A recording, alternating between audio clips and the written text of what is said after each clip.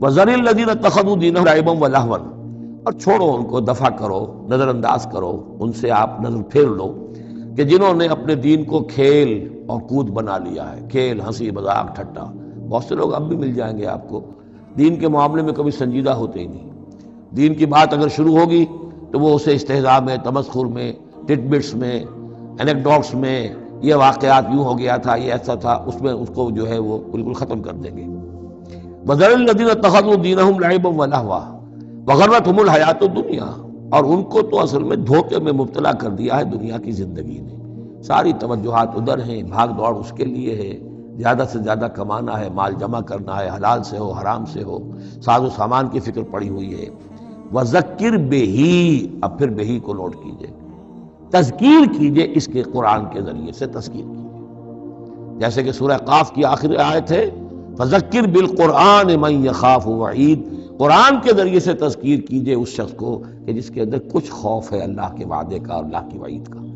تو یہاں بھی آیا کہ آپ ان کو چھوڑیے، وَذَكِّرْ بِهِ أَن تُبْصَرَ نَفْسٌ بِمَا كَسَبَتْ، اس قرآن کے ذریعے سے انہیں تذکیر کرائیے، یاد دہانی کرائیے کہ مبادا کوئی شخص گرفتار ہو جائے اپنے کرتوتوں کے عوض، وہ وقت نہ آ جائے کہ تم اپنی رنگ رلیوں اور کرتوتوں کے عوض رہن رکھے جاؤ، گرفتار ہو جاؤ۔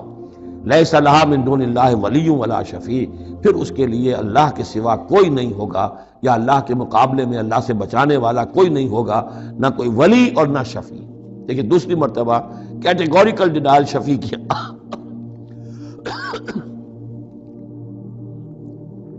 آیت الکرسی کے ضمن میں عرض کر چکا ہوں، بیشتر مقامات پر قرآن مجید میں کیٹیگوریکل ڈینائل ہے، کوئی شفاعت نہیں۔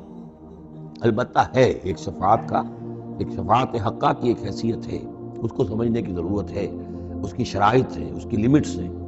اگر ان شرائط اور لیمٹ سے آزاد کر دیں گے تو پھر یہ ہے کہ وہ شفاعت کا جو تصور ہے ایمان بالآخرت کی نفی کر دے گا، پھر کوئی فائدہ ہی نہیں، ڈر کا آئے گا۔ جب چھڑوانے والے ہیں جو چاہو کرو، جو بھی کچھ ہے، لیکن تیرے محبوب کی امت میں ہے، شرابی ہیں، زانی ہیں، بدماش ہیں، چور ہیں، ڈاکو ہیں، حرام خور ہیں، غبن کرتے ہیں، جو بھی کچھ ہے، لیکن تیرے محبوب کی امت میں ہے، تو اگر تو اسی پر کوئی معاملہ طے ہونا ہے تو خام خواہ کاہے کو آدمی ہاتھ روکے؟ بابر بعیش کوش کے عالم دوبارہ نیست، پھر تو جو عیش کر سکتے ہو کرو، جہاں حد پڑتا ہے کیوں روکتے ہو؟ وہ تو سیدھی سیدھی بات ہے۔ لیس لہا من دون اللہ ولی ولا شفیع وَإِن تَعْدِلْ كُلَّ عَدْلٍ، یہ وہی عدل آ گیا، اور اگر فدیہ دینا چاہیں کل کا کل فدیہ، لا یؤخذ منہا، نہیں قبول کیا جائے گا۔ وَاتَّقُوا يَوْمًا لَا تَجْزِي نَفْسٌ عَن نَفْسٍ شَيْئًا وَلَا يُقْبَلُ مِنْهَا شَفَاعَةٌ وَلَا يُؤْخَذُ مِنْهَا عَدْلٌ وَلَا هُمْ يُنصَرُونَ، یہ 2 مرتبہ سورہ بقرہ میں آ چکا ہے۔ اولئک الذین ابسلوا بما کسبوا، یہ لوگ تو اب گرفتار ہو چکے ہیں اپنی کرتوتوں کے عوض، اب یہ رہن ہے۔